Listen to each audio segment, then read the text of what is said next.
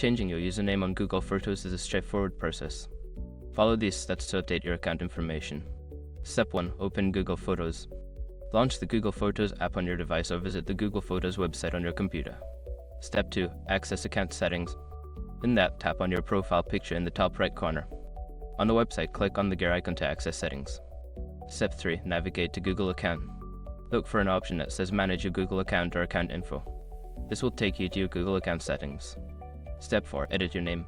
In the Personal Info section, find the option to edit your name. Click on it and enter your new desired username. Step 5. Save changes. After entering your new username, make sure to save your changes. You may need to confirm your password to finalize the update. Once you have completed these steps, your username on Google Photos will be updated. Remember that changes may take some time to reflect across all Google services.